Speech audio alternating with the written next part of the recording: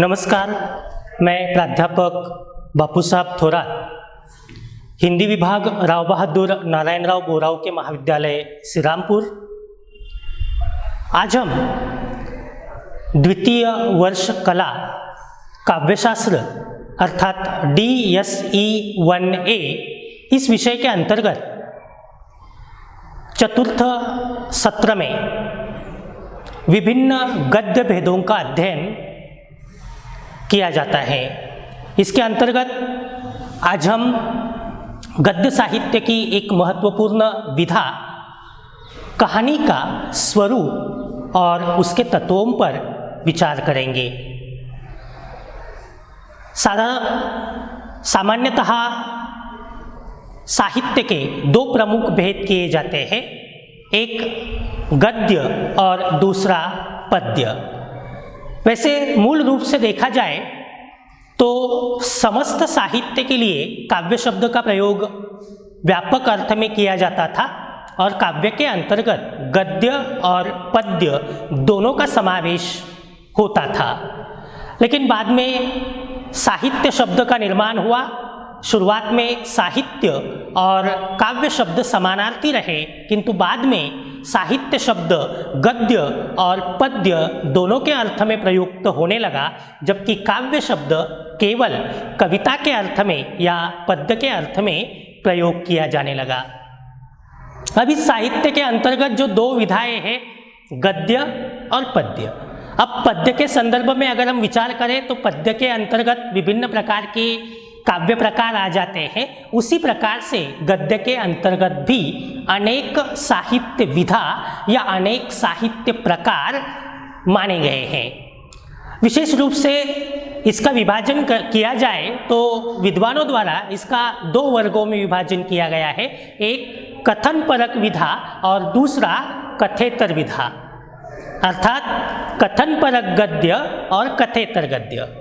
अब इसमें कथन परक गद्य का विचार करें तो कथन परक गद्य के अंतर्गत कथा को साहित्य की नींव मानकर, कथा को साहित्य का मूल मानकर विचार किया गया है और इसके अंतर्गत कहानी, उपन्यास, नाटक, एकांकी आदि जो कथन परक विधाएं हैं इनका समावेश किया गया है।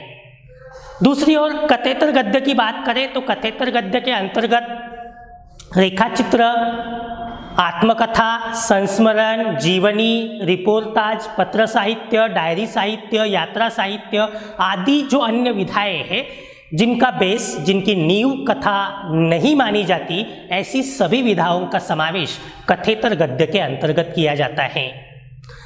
तो इस प्रकार से हम देख सकते हैं कि कथन परक गद्य जिनका नींव, जिनके मूल कथा है, उसके अंतर्गत जो चार साहित्य प्रकार आते हैं उनमें से एक प्रमुख साहित्य प्रकार है कहानी।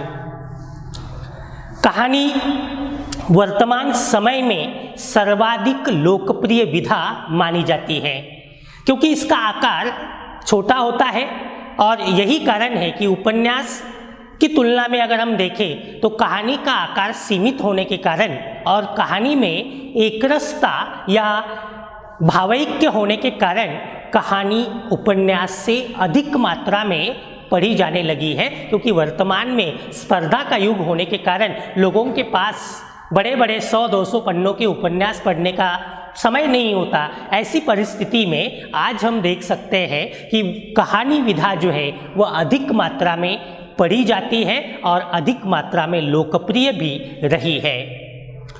अब इस कहानी शब्द को लेकर विचार किया जाए तो मूलतः जो कथा साहित्य है उसे अंग्रेजी में फिक्शन कहते हैं।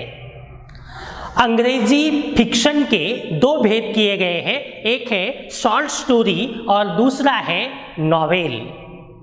अर्थात फिक्शन का तात्पर्य कथा साहित्य के दो भेद है, लघु कथा और उपन्यास। हिंदी की बात करें, इस लघु कथा के लिए ही हिंदी में कहानी शब्द का प्रयोग किया गया है। वैसे पहले इसके लिए गल्प शब्द का भी प्रयोग किया जाता था, लेकिन यह शब्द प्रयोग अधिक समय तक नहीं चला और बाद में अंग्रेजी के शॉर्ट स्टोरी के पर्याय के रूप में कहानी शब्द का निर्माण किया गया और आज इस कहानी शब्द का प्रयोग जो है वह इस साहित्य विधा के लिए अधिक मात्रा में किया जाता है। कहानी का विकास का अगर देखें तो कहानी का विकास भी मूलतः आधुनिक युग की ही देन माना जाता है। वैसे कुछ विद्वान कहानी का संबंध प्राचीन साहित्य से भी जोड़ते हैं, विशेषतः जो प्राचीन संस्कृत साहित्य है, इस प्राचीन संस्कृत साहित्य के अंतर्गत विभिन्न प्रकार के आख्यान, आख्यायिका या दृष्टांत कथाएं आदि प्रकार का साहित्य हमें देखने को मिलता है।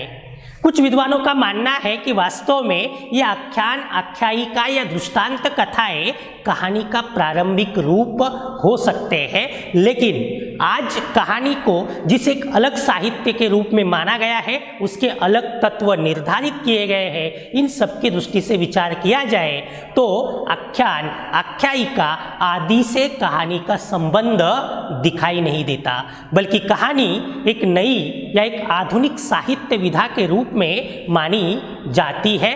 हाँ, एक बात अवश्य है कि उसमें से कुछ प्रभाव हमें प्राचीन संस्कृत साहित्य से अवश्य जोड़ सकते हैं, लेकिन जहाँ तक वर्तमान कहानी की बात है, वर्तमान कहानी के स्वरूप की बात है, कहानी के लेखन की बात है, तो वह निसंदेह अंग्रेजी साहित्य से अधिक मात्रा में प्रभावित रही है और अंग्रेजी के आगमन के कारण ही और अंग्रेजी साहित्य के प्रभाव से ही हिंदी साहित्य में कहानी लेखन प्रारंभ हुआ है।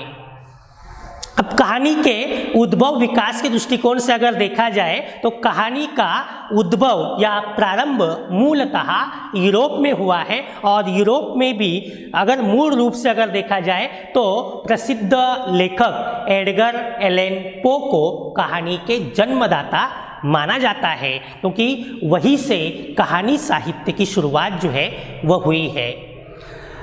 इसी के अनुकरण स्वरूप हिंदी में भी कहानी साहित्य का आविर्भाव हुआ है। इस कारण हिंदी कहानी को भी अधिक मात्रा में अंग्रेजी से ही प्रचलित माना गया है। इतना ही नहीं, शॉर्ट स्टोरी इस शब्द के पर्याय के रूप में ही कहानी शब्द को विकसित माना जाता है।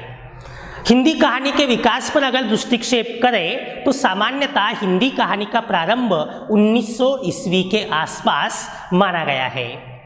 कुछ विद्वान रानी केतकी की कहानी जो 1850 के आसपास की रचना है उसे पहली कहानी मानते हैं, लेकिन ये जो रचना है उसमें कहानी का पूरी तरह से पालन हमें दिखाई नहीं देता या पूरी तरह से कहानी के तत्व हमें उसमें दिखते नहीं हैं। उसमें कुछ मात्रा में वैचारिकता या निबंधों का रूप भी दिखाई देता है। इसी कारण अनेक विद्वान या आधुनिक विद्वान उसे हिंदी की पहली कहानी नहीं मानते।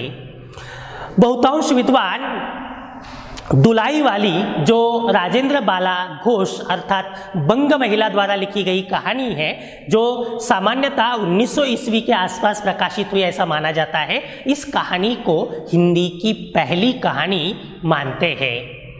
कुछ विद्वान ऐसे भी हैं जो चंद्रधर शर्मा गुलेरी जी की उसने कहा था, या कुछ विद्वान आचार्य रामचंद्र शुक्ल जी की 11 वर्ष का समय इस कहानी को भी प्रथम कहानी की संज्ञा जरूर देते हैं, लेकिन कालक्रम की दृष्टि से अगर देखा जाए तो निसंदेह उसने कहा था और 11 वर्ष का समय इन दोनों कहानियों से पहले दुलाई वाली प्रकाशित हुई थी और इस कारण दुलाई वाली को ही पहली कहानी मानना अधिक उचित या अधिक योग्य दिखाई देता है। इसके बाद हम जानते हैं कि 1902-3 के आसपास साहित्य में प्रेमचंद जी का आगमन हुआ। वैसे प्रेमचंद जी शुरुआत में उर्दू में साहित्य रचना करते थे, लेकिन 1907 के बाद उन्होंने हिंदी में लिखना प्रारंभ किया और उसके बाद कहानी के क्षेत्र में प्रेमचंद जी का नाम एक मील के पत्थर के रूप में माना जाने लगा। आज अगर हम देखें तो प्रेमचंद जी को उपन्यास सम्राट और कहानी सम्राट की संज्ञा दी जाती है, क्योंकि प्रेमचंद जी ने अत्यंत व्यापक मात्रा में कहानियों का लेखन किया है। ऐसा कहा जाता है कि उन्होंने हिंदी में लगभग 300 के आसपास तथा उर्दू में 150 के आसपास अर्थात कुल मिलाकर 450 से अधिक कहानियाँ लिखी है। यही कारण है कि प्रेमचंद जी को कहानी सम्राट और उपन्यास सम्राट मानते हैं। इतना ही नहीं, कहानी और उपन्यास साहित्य का जब कालक्रमिक अध्ययन किया जाता है, ऐतिहासिक अध्ययन किया जाता है, तो उसे विभिन्न वर्गों में विभाजित करते समय प्रेमचंद जी को ही केंद्र में लिया जाता है। इसी संदर्भ में प्रेमचंद पूर्व युग, प्रेमचंद युग, प्रेमचंदोत्तर युग, स्वातंत्र्योत्तर युग, साठोत्तर युग, इस प्रकार से प्रेमचंद जी को केंद्र में लेकर कहानी साहित्य का विभाजन जो है वह किया जाता है।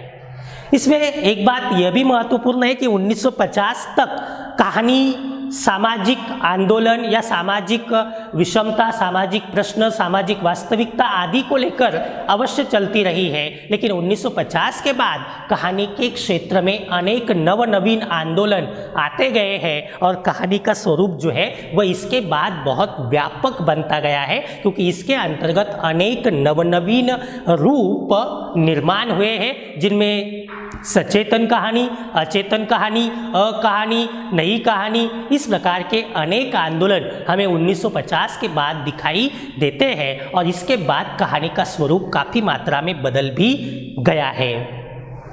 मूल रूप से अगर देखा जाए तो कहानी और उपन्यास लगभग एक जैसी विधाएं जरूर दिखाई देती है, लेकिन स्वरूप, रचना या अर्थ की दृष्टि से अगर विचार किया जाए तो दोनों दो स्वतंत्र विधाएं हैं।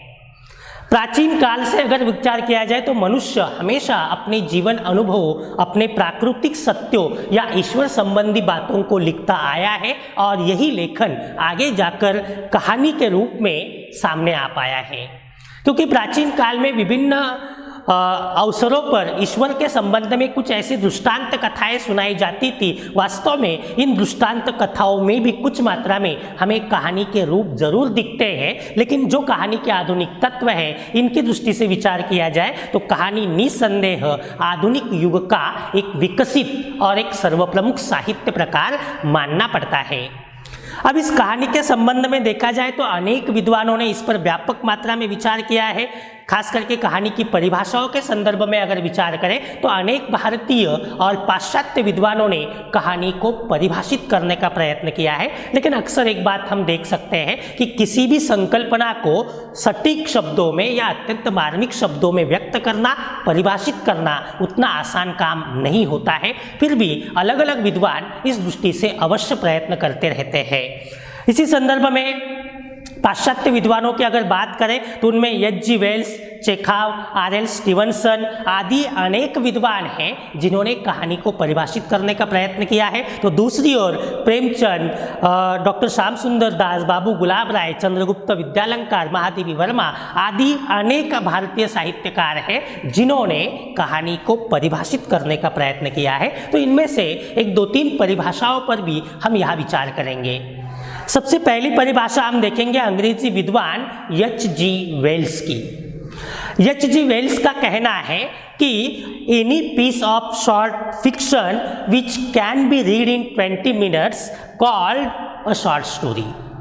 एनी फिक्शन या any piece of short fiction अर्थात कोई भी शॉर्ट फिक्शन, लघु फिक्शन का, लघु कथा साहित्य का छोटा सा टुकड़ा जो विच can be read in 20 minutes, जो 20 मिनटों में पढ़ा जा सकता है, उसे एच.जी. वेल्स ने कहानी कहा है।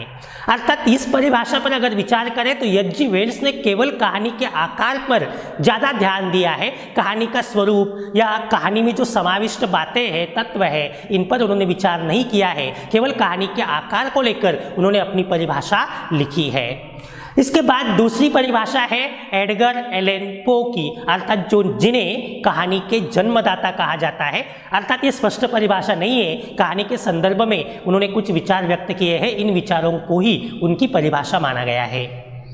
अब एडगर एलन पो का कहना है कि कहानी अत्यंत संक्षिप्त आकार का वह आख्यान है, कहानी अत्यंत संक्षिप्त आकार का वह आख्यान है जो इसलिए लिखा जाता है कि एक ही बैठक में पढ़ा जा सके तथा पाठकों पर अपना भावपूर्ण प्रभाव डाल सके, इसमें प्रभावोत्पादकता तथा स्वतः पूर्णता हो।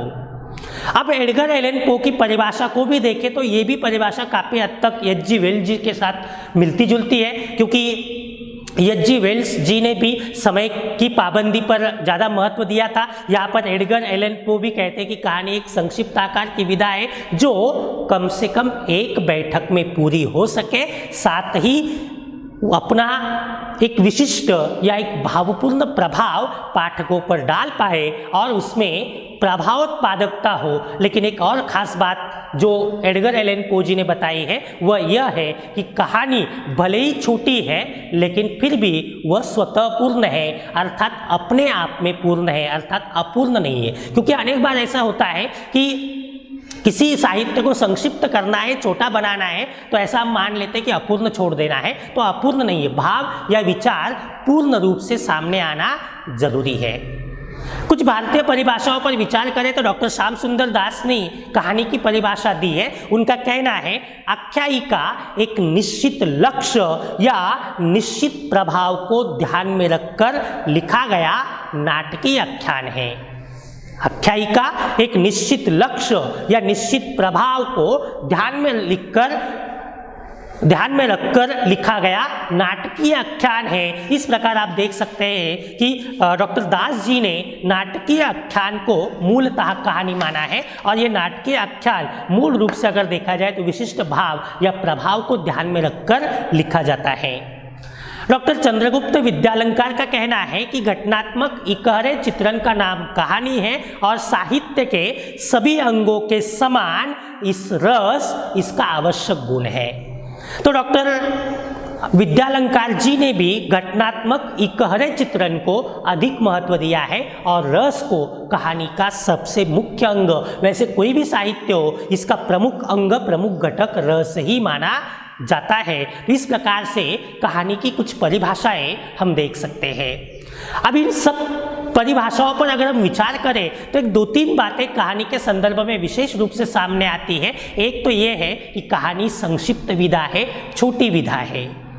दूसरी बात है छोटी होने के बावजूद कहानी स्वतः पूर्ण है, मतलब उसमें कोई अपूर्णता नहीं है, उसमें अपना भाव विचार कम से कम शब्दों में लेकिन पूर्ण रूप से अभिव्यक्त होता है। और तीसरी बात यह है कि कहानी में घटनात्मक चित्रण वह संक्षिप्त होता है, कम मात्रा में होता है। इस प्रकार से कहानी एक छोटा किंतु एक अत्यंत प्रभावी साहित्य प्रकार माना गया है। यह तो हुआ कहानी का स्वरूप। अब हम आते हैं कहानी के तत्वों पर। भारतीय और पाश्चात्य दोनों ही विद्वानों ने कहानी के तत्वों पर व्यापक मात्रा में विचार किया है, किंतु अलग अलग विद्वान अलग अलग तत्व मानते हैं। इनमें से कुछ ऐसे तत्व हैं जिन्हें लगभग सभी विद्वानों ने स्वीकार किया है और ये 6 तत्व हैं। एक कथावस्तु, 2 पात्र तथा उनका चरित्र चित्रण, 3 कथोपकथन, देशकाल वातावरण, भाषा शैली तथा उद्देश्य। लगभग सभी विद्वानों ने कहानी के इन तत्वों को स्वीकार किया है और यही तत्व उपन्यास के संदर्भ में भी स्वीकार किए जाते हैं, इसलिए इन्हें ही कहानी के प्रमुख तत्व माना गया है। अब एक एक तत्वों पर विचार करते हैं। सबसे पहले विचार करते हैं, पहला तत्व है कथावस्तु। अब कोई भी कथन परक साहित्य है तो वह बिना कथा के लिखा ही नहीं जा सकता, क्योंकि कथन परक साहित्य का नींव या कथन परक साहित्य का जो मूल है वह कथा है। इसलिए कथा को कहानी का मूलाधार माना जाता है। बिना कथा के कहानी लिख पाना संभव नहीं है। इसे अंग्रेजी में प्लॉट या थीम कहा जाता है और यह कथावस्तु सुसंगठित, जीवंत, मार्मिक, प्रभावी होती है। हाँ, एक बात अवश्य है कि कहानी में छोटी या संक्षिप्त कथा का प्रयोग किया जाता है। सामान्यतः एक ही केंद्र बिंदु से संबंधित 2-4 घटनाओं का समावेश कहानी में कथा के रूप में किया जाता है, अर्थात अधिक बड़ी या अधिक दीर्घ कथा कहानी में नहीं ली जा सकती। एक ही केंद्र से संबंधित, एक ही भाव या विचार से संबंधित एक 2-3 छोटे-छोटे प्रसंग या 2-3 छोटे-छोटे घटनाएं कहानी के अंतर्गत कथा के रूप में ली जा सकती है। दूसरी बात, कहानी की कथावस्तु किसी भी प्रकार से हो सकती है, मतलब कथावस्तु के अनेक प्रकार हैं, जैसे ऐतिहासिक, पौराणिक, सामाजिक या आधुनिक प्रकार से। तो इन सभी का समावेश कहानी में किया जा सकता है। लेकिन सबसे महत्वपूर्ण एक बात है कि इस कथा का विकास एक विशिष्ट पद्धति से होना आवश्यक माना जाता है। कहानी के कथावस्तु के विकास की आरंभ, मध्य, विकास, चरम सीमा और अंत, आरंभ, मध्य, विकास, चरम सीमा और अंत इन प्रकार की अवस्थाएं मानी जाती है। इन अवस्थाओं से कहानी की कथा का विकास होता है, अर्थात मध्य या विकास, ये एक ही अवस्था बहुतांश विद्वानों ने मानी है। तो आरंभ, मध्य या विकास, चरम सीमा और अंत, इस प्रकार की 4 अवस्थाओं में हम कहानी के विकास को देख सकते हैं। दूसरी ओर छोटे छोटे घटना प्रसंगों के माध्यम से कहानी की कथा आगे बढ़ती है, फिर पात्र और प्रसंगों के घात प्रतिघात के माध्यम से इस कथा का विकास होता है तथा कहानी या कथा चरम सीमा की ओर जाती है। इसमें लेखक अपनी आवश्यकता के अनुसार नवनवीन मोड़ भी ले आ सकता है और अपने उद्देश्य के अनुसार वह कहानी का अंत कर देता है या कहानी को अंत की ओर ले जाता है। इसके बावजूद कथावस्तु में संक्षिप्तता, मौलिकता, रोचकता, क्रमबद्धता, विश्वसनीयता, उत्सुकता, शिल्पगत नवीनता, प्रभावात्मकता आदि अनेक गुण आवश्यक माने गए हैं। साथ ही कथावस्तु सुगठित एवं सुसंगठित होना आवश्यक कहा गया है। ये तो हुआ कथावस्तु के बारे में। कहानी का दूसरा तत्व माना जाता है पात्र एवं उनका चरित्र चित्रण। अब कथा है तो पात्र आ ही जाते हैं और पात्रों में सामान्य रूप से अगर देखा जाए तो छोटी कथा होने के कारण कहानी में पात्रों की संख्या भी सीमित होती है या मर्यादित होती है। दूसरी ओर एक ही मूल भाव या एक ही मूल विचार से संबंधित केवल 2-4 घटनाक्रम या केवल 2-4 प्रसंग आने के कारण पात्रों के चरित्र का उतना विस्तार कहानी में नहीं होता जितना हमें उपन्यास में दिखाई देता है। इस कारण उन घटनाओं के माध्यम से जितने भी चरित्र की विशेषताएं सामने लाई जा सकती है बस उतनी ही लाई जाती है। अर्थात कहानी में पात्र, एक तो पात्रों की संख्या सीमित है, साथ साथ उन पात्रों का विस्तार से चित्रांकन भी नहीं होता। हाँ, ये बात अवश्य है कि कुछ उनके अच्छे बुरे पहलू उसके चरित्र के अवश्य सामने लाए जा सकते हैं। कहानी में सामान्यतः नायक, नायिका, प्रतिनायक और आवश्यकता के अनुसार अन्य पात्रों का समावेश होता है। इन पात्रों के चित्रांकन की विभिन्न पद्धतियों का भी अवलंब कर सकते हैं। जैसे स्वयं कभी कभी कहानीकार अपनी तरफ से कुछ तथ्य साकार कर देता है, कुछ तथ्य पात्र स्वयं अपने वार्तालाप के माध्यम से साकार कर देते हैं, कुछ तथ्य दूसरे पात्रों के माध्यम से साकार होते हैं, तो कुछ तथ्य जो है वह पात्रों के कर्म द्वारा और पात्रों के मनोविश्लेषण द्वारा भी सामने आ सकते हैं। तो इस प्रकार से अनेक विध रूप से कहानी में पात्रों का चित्रांकन अवश्य होता है, लेकिन जितना विस्तार हमें उपन्यास में दिखाई देता है कहानी में पात्रों के चरित्र का उतना विस्तार नहीं होता है। ये हुआ पात्र और उनका चरित्र। कहानी का तीसरा प्रमुख तत्व है कथोपकथन। कथोपकथन से तात्पर्य है वार्तालाप, बातचीत, जिसे अंग्रेजी में डायलॉग कहते हैं। और कहानी में पात्र है, कथा है, तो संवादों का होना निसंदेह आवश्यक है। और इसी कारण कहानी में जितना महत्व कथा का है, जितना महत्व पात्रों का है, उतना ही महत्व संवादों का भी है। कथोपकथन या संवाद जो है वह कहानी में संक्षिप्त किंतु मार्मिक रूप से होने आवश्यक होते हैं, क्योंकि छोटी कथा होने के कारण दीर्घ संवादों का यहाँ कोई काम नहीं है या दीर्घ संवादों की यहाँ अपेक्षा भी नहीं है।